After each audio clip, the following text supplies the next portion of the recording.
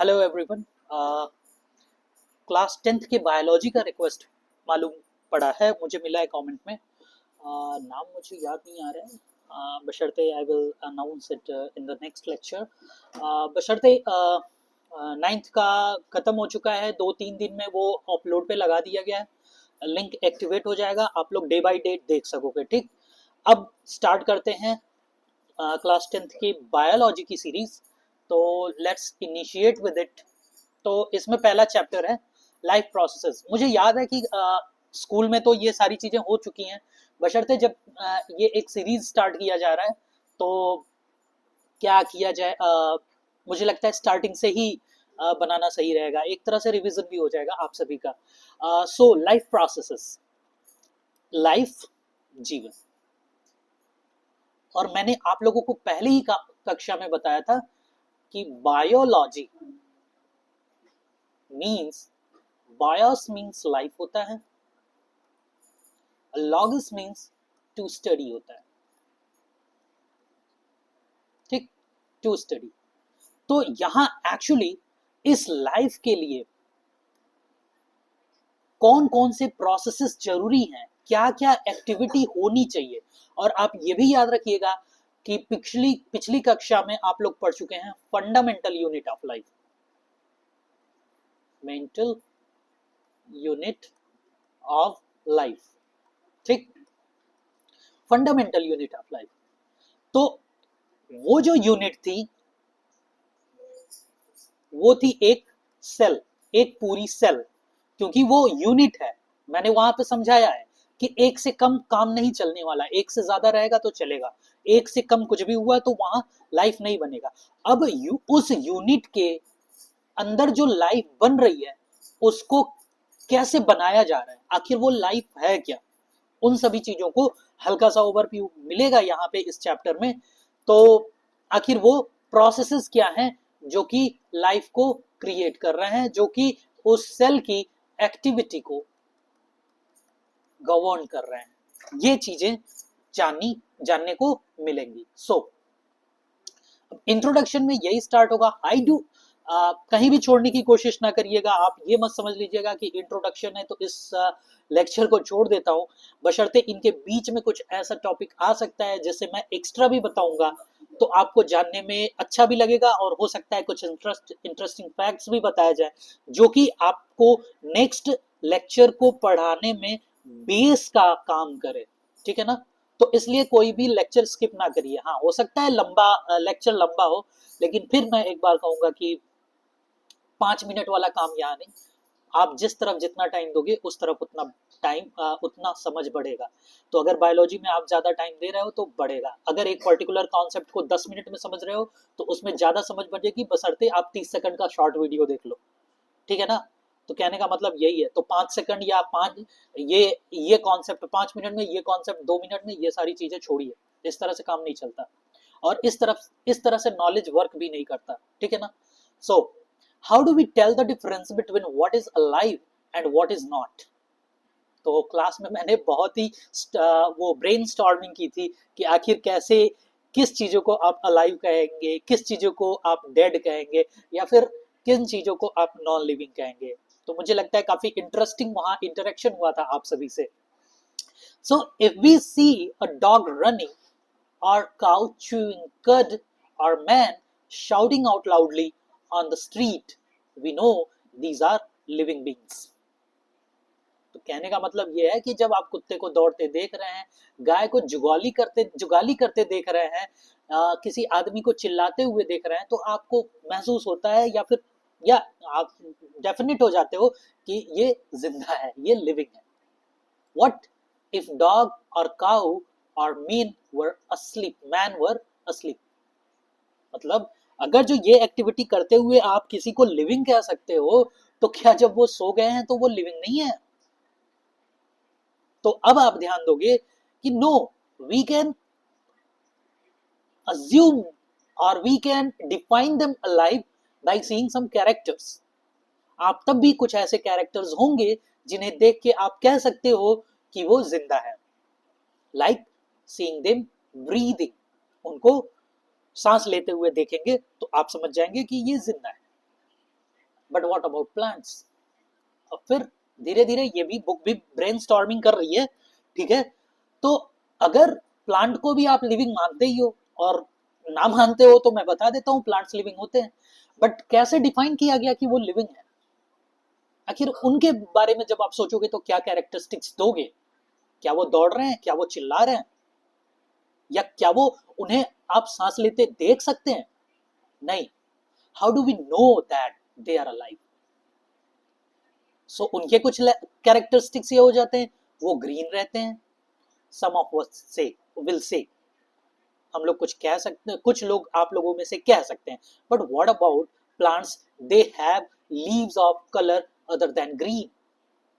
आपने किस कुछ पौधों के पत्तियों को रेड कलर में भी देखा होगा, कुछ एल्गीज ब्राउन कलर की भी होती हैं, कुछ पौधों के पत्ते येलो भी होते हैं। और ये भी सब छोड़िए, आपने ग्रीन देखा और अगर वो प्लांट डेट हो गया, उसका प्लांट का वो चेंज हो रहा है, कलर, प्लांट के लीव्स का कलर चेंज हो रहा है, क्या आप वो इंस्टेंट बता सकते हैं जब वो प्लांट डेड हुआ है? नो, यू कांट प्रेडिक्ट, ठीक है। They grow over time. उन एक्शंस को, उन सिम्टम्स को आने में टाइम लगता है। So what will be the actual definition of life that we can predict instantly that this plant is alive or this organism is alive? ऐसा क्या हो सकता है? So we know that they are alive. Some will say, अगर समय में धीरे धीरे बढ़ते हैं, इस सेंटेंस का मतलब यही है, तो हम कह सकते हैं कि वो अलाइव है। लेकिन बात तो वही आ रही है ना कि इंस्टेंटेनियसली अगर वो पौधा मर गया हो, अब भी कुछ देर पहले उसका डेथ हुआ हो, तो क्या तुम प्रेडिक्ट कर सकते हो? अब देखते हैं क्या कंक्लूजन निकलता है। बुक के साथ ही हमें चलना पड़ेगा ना, अभी थोड़ी कुछ बता सकते हैं। In other words, we tend to think of some sort of movement. अब ये भी हो सकता है कि हम कुछ तरह की मूवमेंट्स देख सकते हैं, आइदर ग्रोथ रिलेटेड और नॉट, मतलब कि वो या तो ग्रोथ से रिलेटेड हो सकते हैं या फिर कुछ और कॉमन एविडेंस हो सकते हैं। But a plant that is not visibly growing is still alive. फिर वही बात आ गई कि इंस्टेंटेनियसली किसी प्लांट को देख नहीं सकते, ना ही ये बता सकते हैं कि ये ग्रो कर रहा है। And some animals can breathe without visible movement. और कुछ एनिमल्स ऐसे होते हैं कि बिना कुछ देखे या फिर बिना कुछ विजिबल मूवमेंट के वो ब्रीदिंग कर रहे होते हैं। लाइक कुछ पैरासाइट्स ऐसे हैं, या फिर अर्थवर्म को ही ले लीजिए, ठीक। दो एग्जांपल मैं दे रहा हूं। वो पैरासाइट जो ऑक्सीजन को सीधे जो अपने ब्लड में अब्सॉर्ब कर लेते हैं, अपने स्किन में अब्सॉर्ब कर लेते हैं, क्योंकि वो बहुत बड़े नहीं होते। किसी भी पर्टिकुलर सिस्टम की जरूरत तब पड़ती है जब आप एक कॉम्प्लेक्स स्ट्रक्चर बनाते हैं। लाइक मैं एक क्लियर चीज बता दूं, हायर लेवल पे ये आपको मिलता है, बशर्ते एक छोटा सा फैक्ट आपको बहुत बड़ी अंडरस्टैंडिंग दे सकता है। जो ऑक्सीजन होता है ना, वो करीब 2 से 3 सेल अंदर तक अपने आप जा सकता है, 2 से 3 लेयर तक। मतलब कि जो भी ऐसे पैरासाइट्स हैं, जो भी ऐसे ऑर्गेनिज्म हैं जो 2 से 3 सेल की मोटाई एक तरफ से रखते हैं, फ्रॉम वन साइड। मेरे कहने का मतलब ये है 1 2 3 4 5 6, तो ऑक्सीजन इधर से भी जाएगा, ऑक्सीजन इधर से भी खुल सकता है। मतलब कि ऑलमोस्ट 6 से 7 लेयर, सेल के थिकनेस के लेयर का जो ऑर्गेनिज्म होगा, उसको एज सच किसी भी पर्टिकुलर सिस्टम की जरूरत नहीं पड़ेगी जिससे कि उसे ऑक्सीजन लेना पड़े, ठीक। बशर्ते कुछ, जब इससे अधिक आप बढ़ोगे तो धीरे धीरे कुछ एक्स्ट्रा सिस्टम की जरूरत पड़ेगी जिससे कि ऑक्सीजन अंदर पहुंचाया जाए, ठीक है। तो अर्थवर्म में यह सिस्टम होता है, और यहां आप विजिबली देख सकते हो उसका ब्लड फ्लो कर रहा है कि नहीं, जब आप ध्यान से देखोगे तो, ठीक है। अब आते हैं, so visible movement as the defining characteristic, ये सब अभी बताता हूं, defining characteristic of light is not enough. तो आप ध्यान दीजिएगा, एक सिंपल कैरेक्टरिस्टिक होते हैं, एक और कोई वर्ड था मुझे याद नहीं आ रहा है, और एक डिफाइनिंग कैरेक्टरिस्टिक होते हैं। डिफाइनिंग मींस कि एकदम वो सच है, गलत नहीं है, ठीक है ना। और सिंपली जो आप देख रहे हैं उसमें गलती भी हो सकता है और कुछ भी हो सकता है भाई, ठीक। सो अब और पेड़ पौधे movements over very small scale will be invisible to naked eye movement of the molecules, और जो छोटे स्तर पे जो मूवमेंट्स हो रहे हैं वो आप अपनी आंखों से सीधे नहीं देख सकते। For example, is this, for example यहां पे इससे is this invisible molecular movement necessary for life. अब धीरे धीरे वो सेल पे जा रहा है। What is molecular movement? आप याद करिए, मैंने आपको पूरा एक ग्राफ बनाया था, ग्राफ क्या, डायग्राम बना के भेजा था कि एक छोटे से सेल को जूम करके बहुत बड़ा दिखाया था, उसके बाद उस सेल के एक एक कंपोनेंट को जूम करके बहुत बड़ा दिखाया था।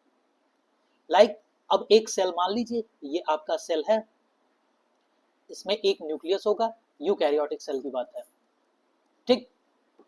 अब ये मत सोचिएगा यहाँ पे सब अभी लंबा हो जाएगा और वीडियो लंबा हो जाएगा, इसी में पूरा वो चला जाएगा।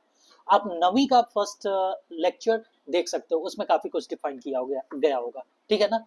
और अगर आप चाहते हो कि यहाँ पे मैं बताऊं तो ये मेरी गलती नहीं है, आपको पिछले क्लास में बढ़िया से पढ़ना चाहिए, और जा सकते हो 5-10 वीडियो होंगे यार, 2x पे करके देख डालो ना।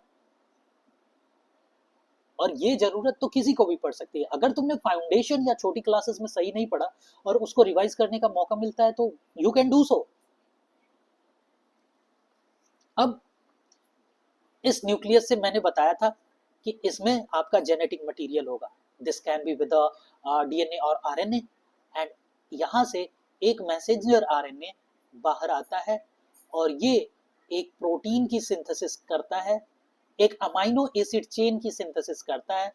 ये अमाइनो एसिड चेन आपस में फोल्ड होता है और एक पर्टिकुलर मॉडिफिकेशन और पैकेजिंग के साथ ये निकलता है।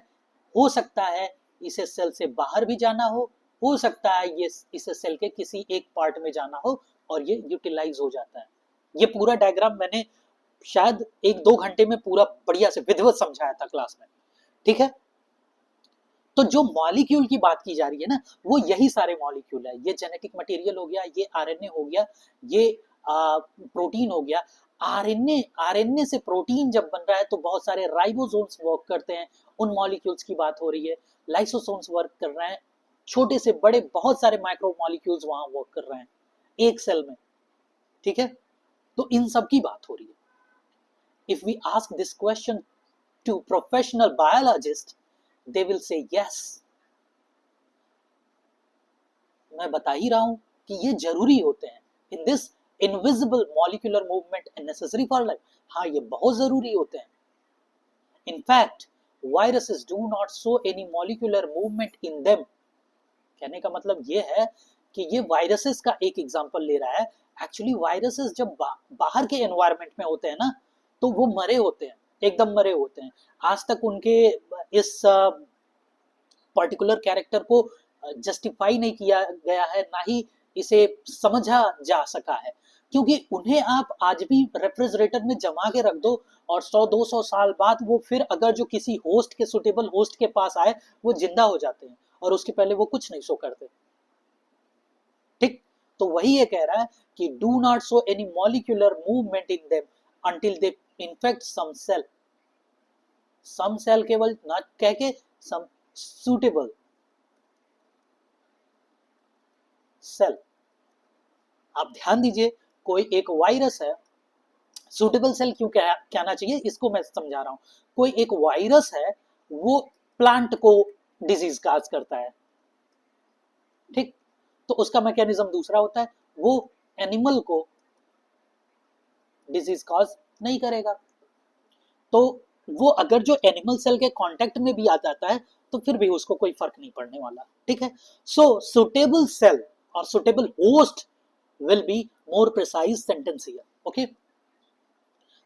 ऑल्दो आप छोटे हो इसलिए इस तरह के लैंग्वेज का इस्तेमाल कर दिया है एनसीईआरटी ने, नहीं तो ये कहीं भी सही नहीं है, सम सेल लिखने से कोई वो नहीं होता। And that is partially why there is a controversy about whether they are truly alive or not। तो इनको लिविंग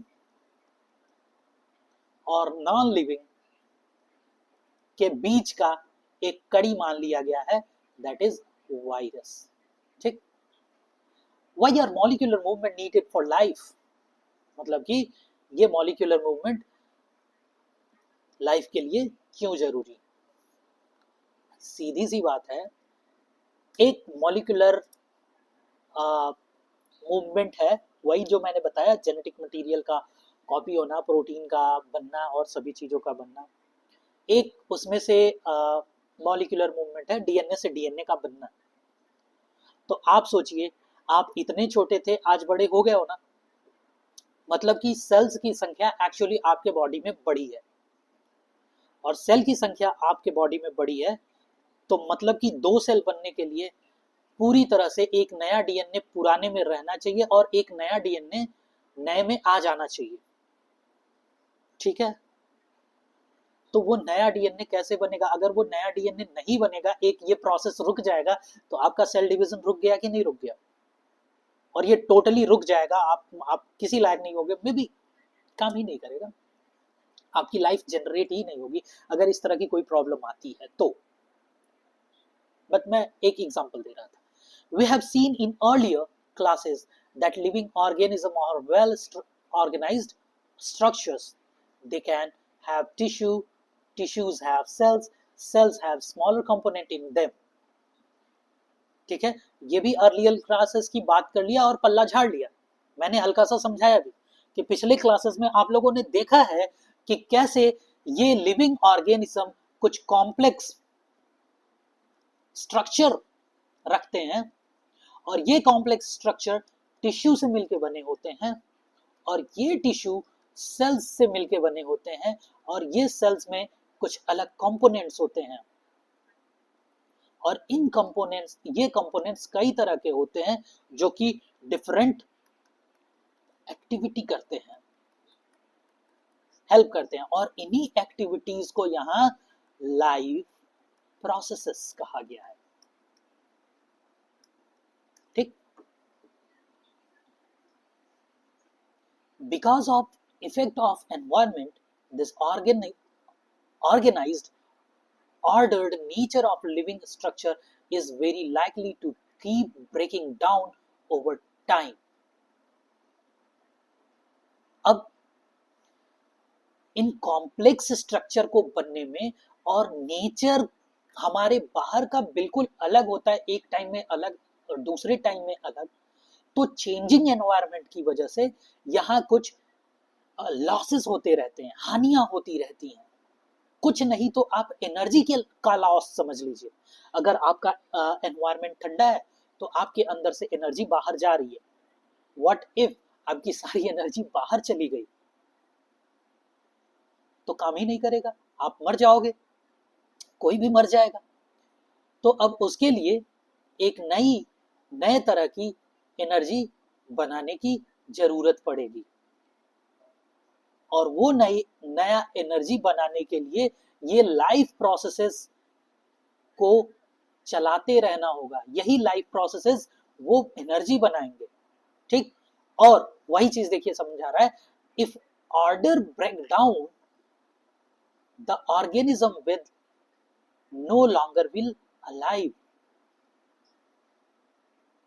अगर ये ऑर्डर टूट गया, ये ऑर्डर टूट गया, तो ये ऑर्गेनिज्म जिंदा नहीं रहेगा, ठीक है।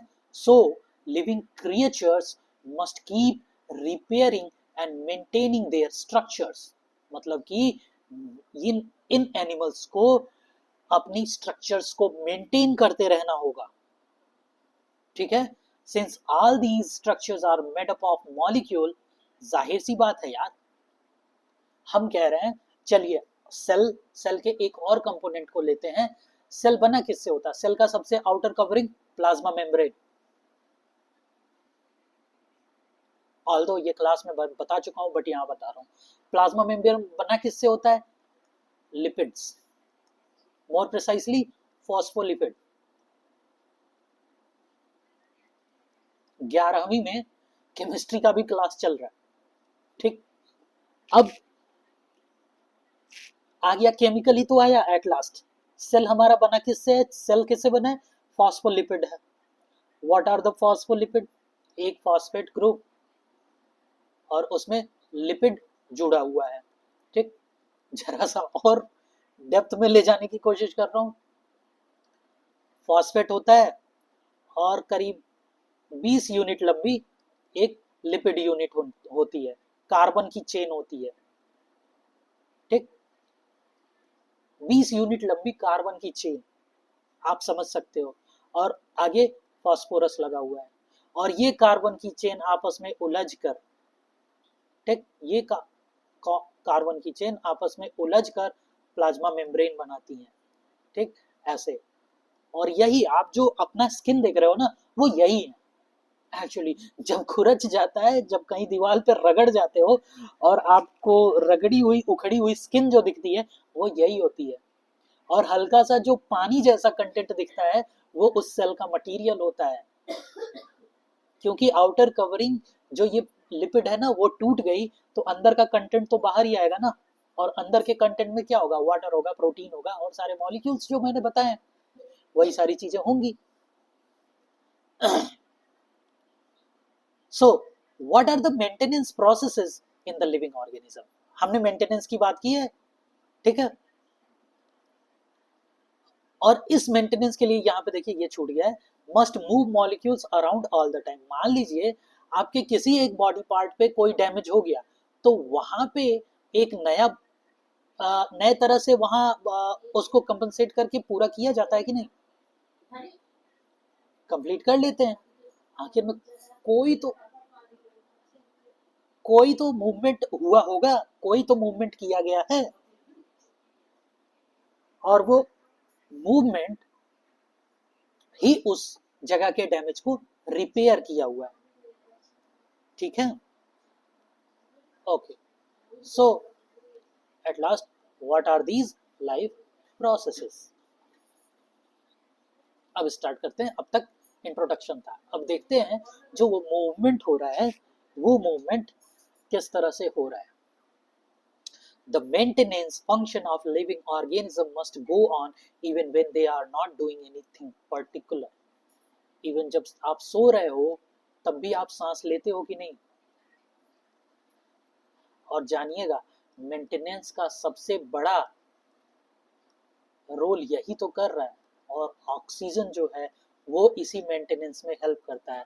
और ये ऑक्सीजन एक इतनी लंबी, करीब 50 स्टेप लंबी रिएक्शन होगी, और ये ऑक्सीजन एट लास्ट जाके यहाँ पे एक इलेक्ट्रॉन यहाँ से ले लेता है और CO2 के फॉर्म में निकल जाता है। बस इतना ही काम करता है, बशर्ते इन रिएक्शंस में जो आप खाना खाते हो, इन रिएक्शन में ये काम करके एनर्जी बाहर निकलती है,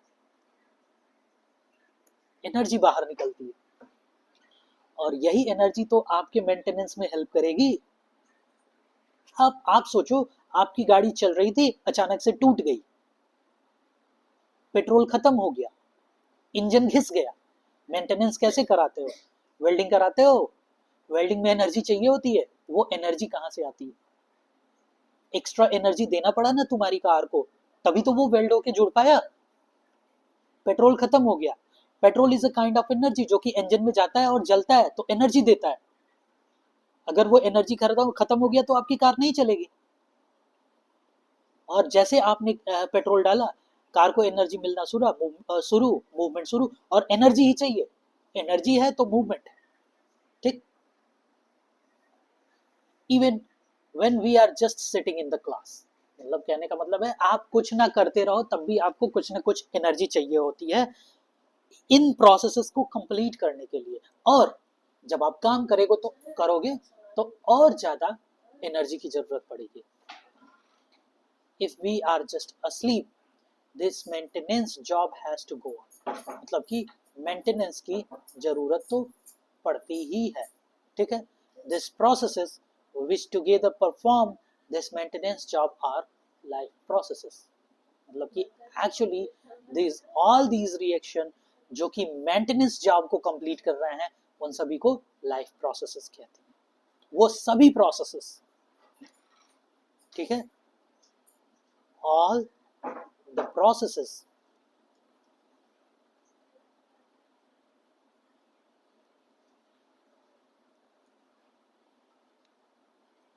helps in the maintenance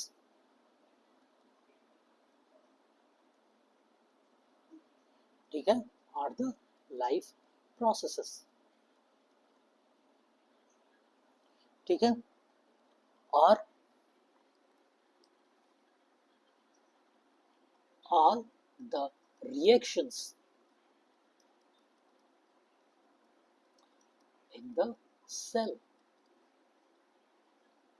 ठीक है, are in the organism, organism ये सारे लाइफ प्रोसेसेस हैं।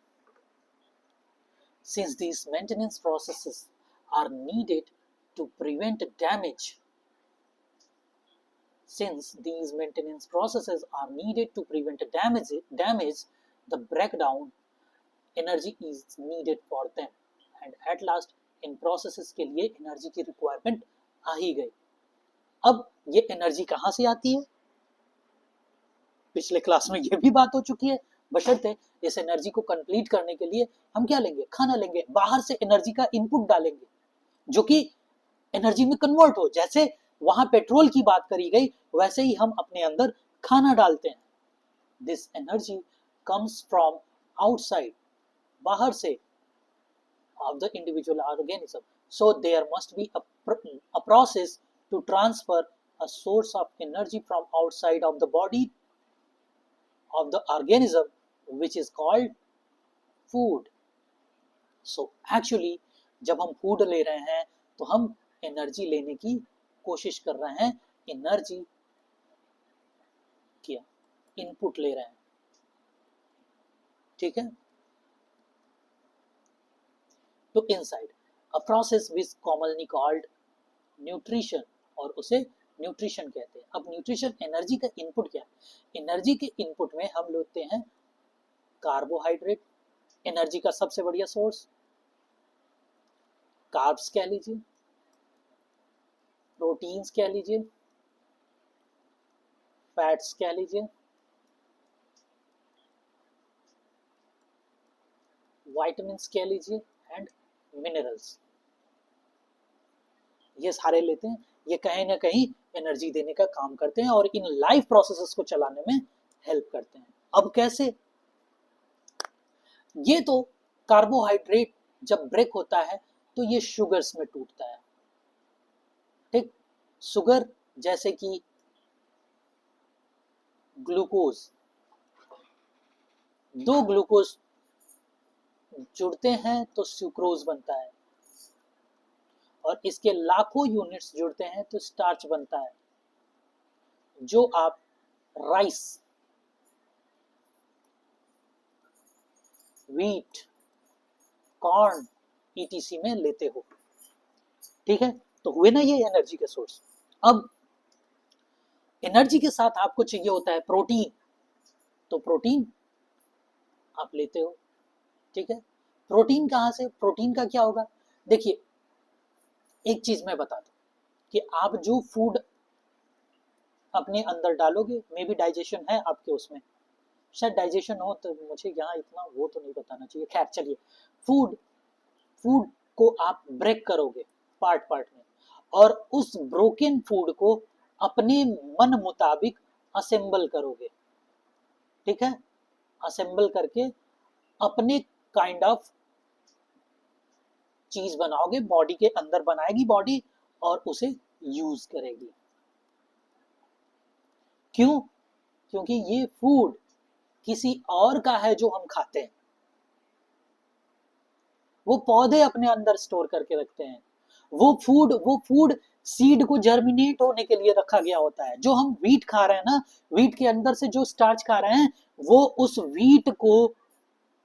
वीट के अंदर जो एक एम्ब्रायो है, उसके अंदर जो लाइफ है, उसको फिर से बड़ा करने के लिए स्टोर करके रखा गया है।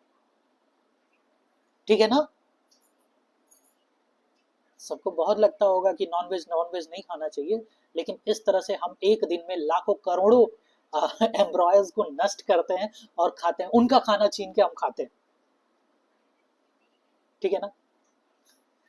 तो उस एम्ब्रॉयो का जो खाना होता है, उसे हम उसको क्रश करते हैं, उसको फ्लोर ऐसे ही लिखा जाता है, मे बी आटे के रूप में लाते हैं पीस के, फिर हम खाते हैं एज अ फूड। ठीक है? ये चीज, if the body size of organism is to grow, additional raw material will also be needed from outside। अब कहने का मतलब ये है, केवल मेंटेनेंस के लिए लेना हो तो कोई बात नहीं, इसे कम मात्रा में ले सकते हैं, एक ही चीज काम चला दे। लेकिन जिस तरह के रिक्वायरमेंट होंगे उस तरह की चीजें लेनी होंगी। तो आपके वहां केवल मेंटेनेंस का रिक्वायरमेंट नहीं है, आपको बड़ा भी होना है, आपको अपने आप को ग्रो भी कराना है। ठीक? तो इसलिए अलग अलग चीजों की जरूरत पड़ रही है, ये ये ये ये और ये। ठीक है?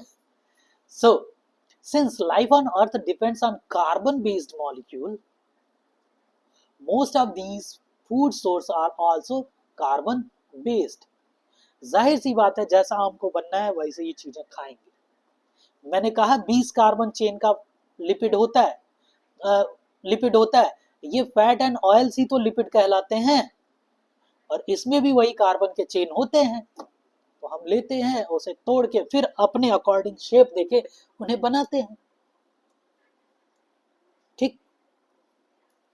Depending on the complexity of these carbon source, अब इस कार्बन सोर्स की कॉम्प्लेक्सिटी की बात हो रही है। Different organism can then use different kind of nutritional process. तो जिसका जैसा फूड होगा वो वैसा ही न्यूट्रिशनल प्रोसेस भी फॉर्म करेगा। मैंने कहा आपको ग्लूकोज लेना है, आप रोज ग्लूकोज तो लेते नहीं हो, रोज चीनी तो खाने के रूप में नहीं लेते हो। खाते क्या हो? चावल दाल रोटी सब्जी mostly.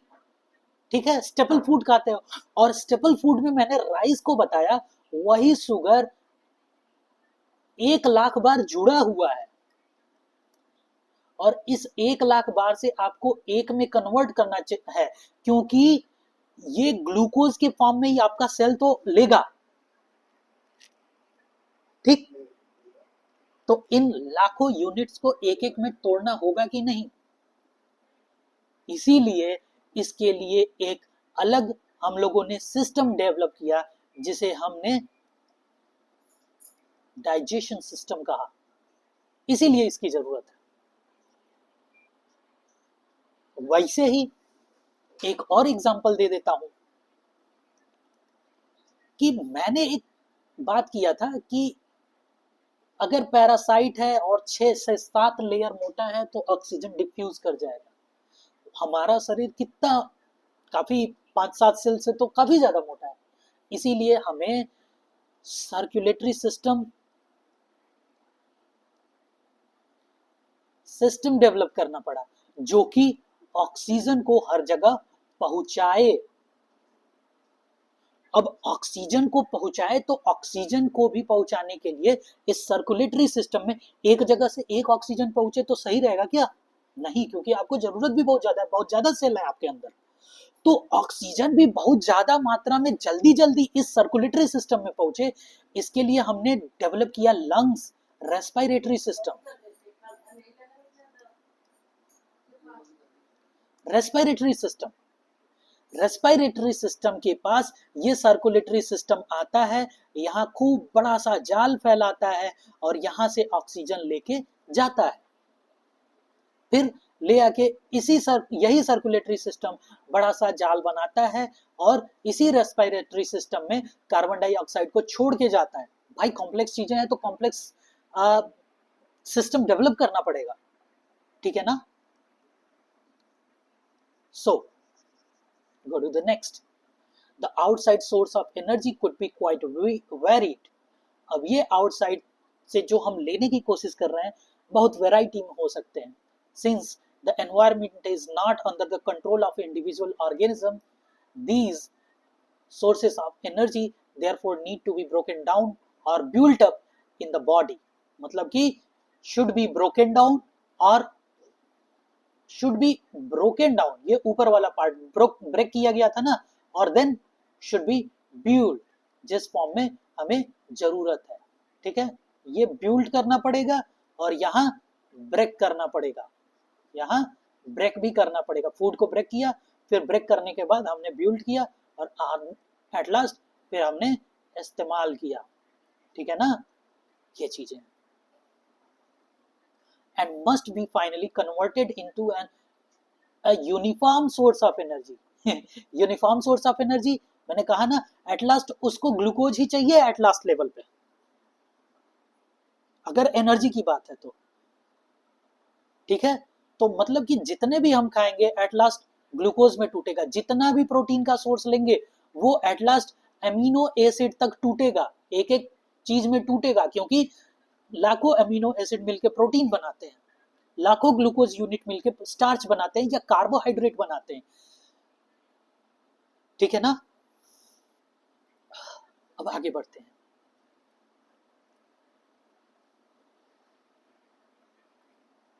And that energy will use for molecular movement needed for maintenance, ठीक है, as well as to the kind of molecule the body needs to grow, ठीक है भाई, बॉडी को बढ़ना है।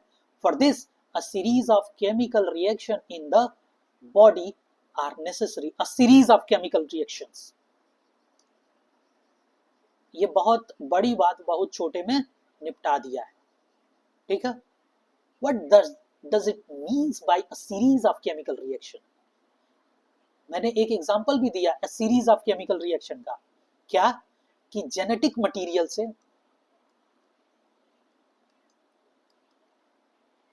if it is DNA, if RNA copy हुआ, RNA nucleus से बाहर आया,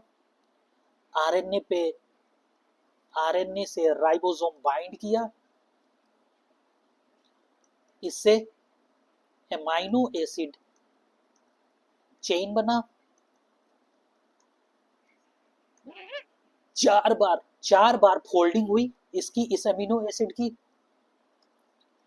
कुछ हो सकता है उसके बाद मॉडिफिकेशन हुआ, फिर उसके बाद पैकेजिंग हुआ, तब वो प्रोटीन जाकर तैयार है काम के लिए, जहां उसको जाना है, जहां उसकी जरूरत है वहां भेज दिया जाएगा। तो ये एक सीरीज ऑफ रिएक्शन है, ठीक है, ध्यान दीजिएगा, ये प्रोटीन के फॉर्मेशन का रिएक्शन है, बशर्ते ऐसे लाखों रिएक्शंस चल रहे हैं आपके बॉडी में, और उन लाखों रिएक्शन को एक सेट में आप कहेंगे मेटाबॉलिज्म, और आप लाइफ प्रोसेसेस की जगह इस मेटाबॉलिज्म शब्द का यूज कर दिए, आपका काम कंप्लीट हो गया। So this metabolism word includes all the life processes occurring in a cell. So next, oxidizing, reducing reactions are some of the most common chemical means to break down molecules. अब देखिए, पता नहीं आप लोगों को chemistry में शायद हो सकता है इस बुक में पढ़ा दिया गया, what are the oxidizing and reducing reactions. So यहां मैं जल्दी से कंप्लीट करूंगा कि आपको, सॉरी मैं इसे जल्दी से डिलीट करना चाह रहा हूं। तो ऑक्सीडाइजिंग एंड रिड्यूसिंग रिएक्शन दोनों को साथ में मिला के कहते हैं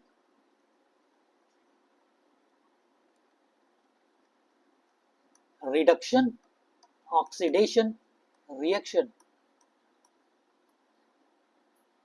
जिसे रिडॉक्स रिएक्शन आप बोलते हैं। ठीक, दो चीजें अब यहां के कॉन्सेप्ट के हिसाब से समझ लीजिएगा, बहुत आसानी से एक सेंटेंस में। ऑक्सीजन जब जुड़ेगा तो ये कहलाएगा ऑक्सीडेशन, आपको नाम से ही क्लियर होगा। ऑक्सीजन जब निकलेगा तो ये कहलाएगा रिडक्शन। ठीक, ये कहलाएगा रिडक्शन। कॉन्सेप्ट ये है कि जब कुछ रिएक्टेंट मिलके कोई प्रोडक्ट बनाते हैं तो एक रिएक्टेंट ऑक्सीडाइज होता है और कोई एक रिड्यूस होगा, तो इसी रिएक्शन को हम कहेंगे रिडॉक्स रिएक्शन। जाहिर सी बात है, आप ऑक्सीजन ले रहे हैं तो मैंने बोला ऑक्सीजन कहीं तो जाके जुड़ रहा है एट लास्ट में, तो वहां पे ऑक्सीडेशन हो जा रहा है और आप दूसरे मॉलिक्यूल का रिडक्शन हो रहा है। एक एग्जांपल मैं दिखाता हूं सीधे, हल्का सा केमिस्ट्री की भी बात हो जाए।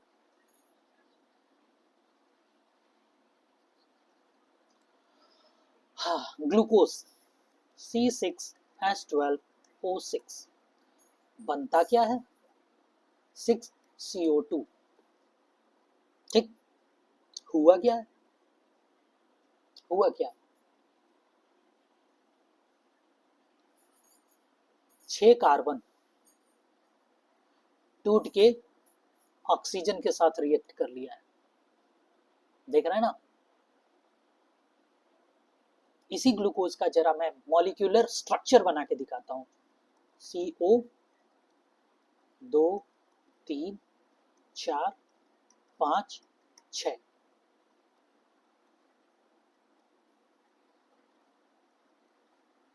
अब जिस तरह का ये ग्लूकोज हो,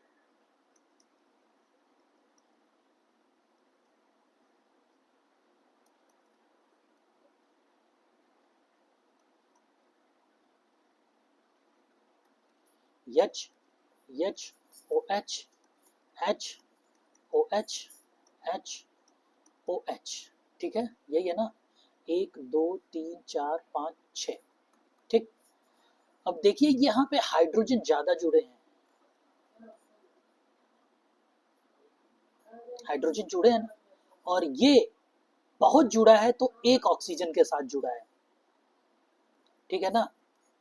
लेकिन यहाँ पे हर कार्बन के साथ 2 ऑक्सीजन आ गए, मतलब कि ये सारे कार्बन ऑक्सीडाइज हुए हैं और इन्हीं ऑक्सीडेशन में यहाँ पे एनर्जी निकला है। ठीक है, for this many organism use oxygen source from outside the body. Science बात है, हम सांस के थ्रू ले रहे हैं। The process for acquiring oxygen from outside body and to use it in the process of breakdown of food sources for cellular need in what is called respiration। ध्यान दीजिएगा, बहुत तेजी से आपको कंफ्यूज किया जाएगा दो शब्द के बीच में। ये मैं बता चुका हूं, आप लोग को लग रहा होगा कि सर वही रिवाइज कर रहे हैं, बट बताना तो जरूरी है ना। BREATHING, breathing and respiration. Respiration में आप याद रखिएगा सेल्यूलर लेवल की बात होती है, ब्रेकडाउन की बात होती है, ऑक्सीडेशन की बात होती है और एनर्जी की बात होती है। ये इतनी चीजें बता दी है तभी रेस्पिरेशन कंप्लीट होता है। Breathing just taking oxygen in and out, ये ब्रीदिंग है, ठीक है ना। तो इस चीज को ध्यान रखिएगा। In the case of single-celled organism, no specific organ for taking in food, ये मैं समझा चुका हूँ, क्योंकि सिंगल सेल ऑर्गेनिज्म में ऑक्सीजन अपने आप डिफ्यूज हो जाएगा 5-7 लेयर तक, अगर जो रहता भी है तब भी डिफ्यूज हो जाता है, इसलिए वहां पे कोई आर्गन की जरूरत नहीं है, ना ही फूड लेने की जरूरत है, क्योंकि वो भी एब्जॉर्ब हो जाता है, एक्सचेंज के लिए भी नहीं है, रिमूवल के भी लिए भी नहीं है, ठीक है, क्योंकि उनका entire surface of organism is in contact with environment. But what happened when the body size of organism increases and body design become more complex? जैसा कि हम लोगों में, क्या हम लोग का पेट से सीधे ऑक्सीजन जुड़ा हुआ है, एनवायरमेंट जुड़ा हुआ है? नहीं, इसलिए हमको लेना जरूरी है। In multicellular organism all the cell may not be in direct contact with the surrounding environment, thus simple diffusion will not meet the requirement. Simple diffusion, वही जो ऑक्सीजन को मैं कह रहा हूं कि अपने आप ये डिफ्यूज होता है, वही सिंपल डिफ्यूजन की बात हो रहा है, तो यही चीज समझिएगा, ठीक है, बता चुका हूं, समझा चुका हूं, इसलिए इस पैरा को जल्दी से निपटा दिया। We have seen previously how in multicellular organism various body part have specialised function, tissue की बात हो रहा है,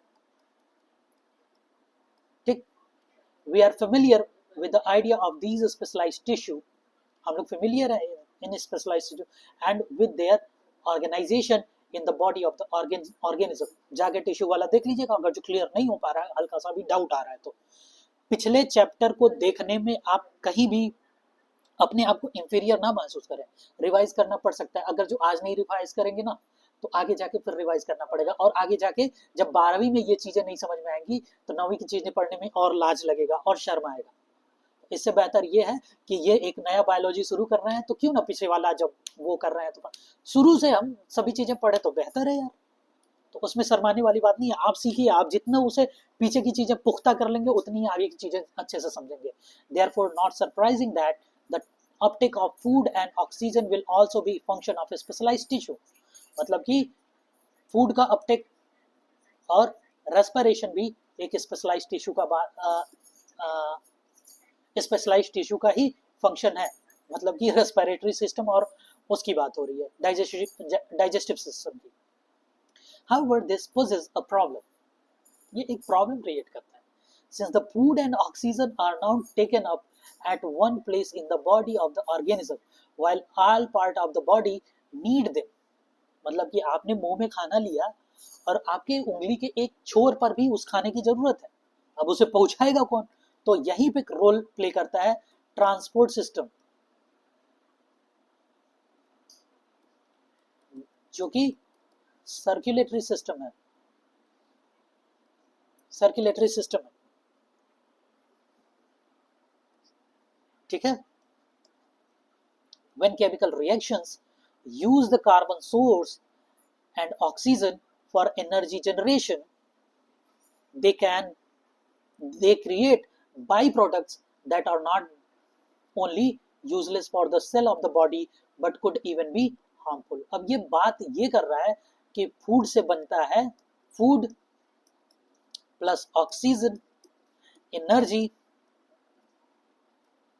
plus by product. By product उन सभी सब्सटेंसेस के लिए यूज करते हैं जो कि हमारे लिए यूजफुल नहीं होते हैं, ठीक है। ये बाई प्रोडक्ट को अब हटाना भी है, तो बस ये इंगित इस तरफ कर रहा है कि एक आपको एक्सक्रीटरी सिस्टम की भी जरूरत पड़ेगी, ठीक। These waste byproducts are therefore need to be removed from the body and discarded outside by the process of called excretion, ठीक।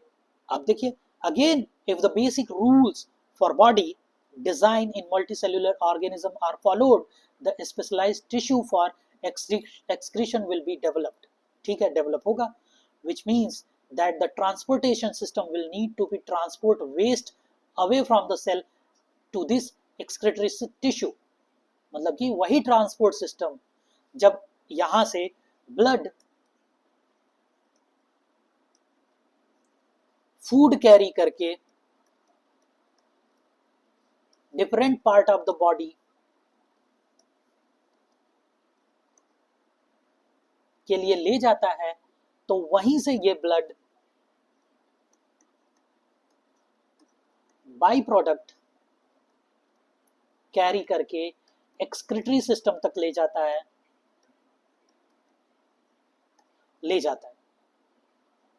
अब ये एक्सक्रीटरी सिस्टम लंग्स भी एक एक्सक्रीटरी सिस्टम की तरह वर्क करता है, बशर्ते उसको रेस्पिरेटरी में अलग से कह दिया गया है क्योंकि CO2 वहां से निकाला जाता है। दूसरा, जो अलग पिगमेंट्स होते हैं, अलग टॉक्सिक मटेरियल होते हैं, जैसे हम प्रोटीन जब ब्रेक करते हैं ना तो अमोनिया बनता है, उस अमोनिया को बहुत जहरीली चीज है ये, इसे हटाना होता है। इस अमोनिया को कन्वर्ट किया जाता है दूसरे बाई प्रोडक्ट में, ठीक ना। ये बाई प्रोडक्ट होते हैं शायद बिलीरुबिन और बिलीवर्डिन में कन्वर्ट होते हैं, बिलीरुबिन और बिलीवर्डिन में कन्वर्ट होते हैं, सॉरी नहीं,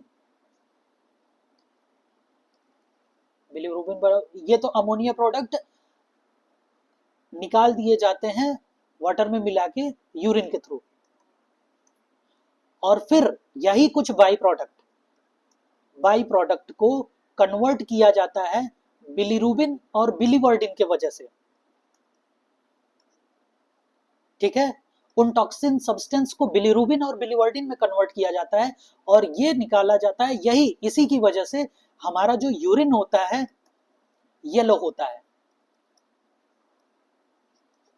और ये अगर जो जमा होने लगता है शरीर में तो आपको एक रोग होता है जिसे हम कहते हैं पीलिया या जॉन्डिस। और इन्हीं बिलीवर्डिन और बिलीरुबिन की वजह से आपका जो स्टूल होता है, फीकल मटेरियल, वो भी येलो होता है, ठीक। ये टोटल एक्सक्रीशन का काम हो रहा है, ठीक है ना। जो बाइल होता है, बाइल का कलर ग्रीन होता है एक्चुअली, और वो टूट के इन सभी येलो कलर में कन्वर्ट होता है बिलीरुबिन और बिलीवर्डिन, ठीक है। तो आज के लिए बस इतना ही। मुझे लगता है ये क्वेश्चंस देख लेते हैं हम लोगों ने क्लियर किया कि नहीं, क्योंकि इतना हम लोगों ने समझा कि नहीं।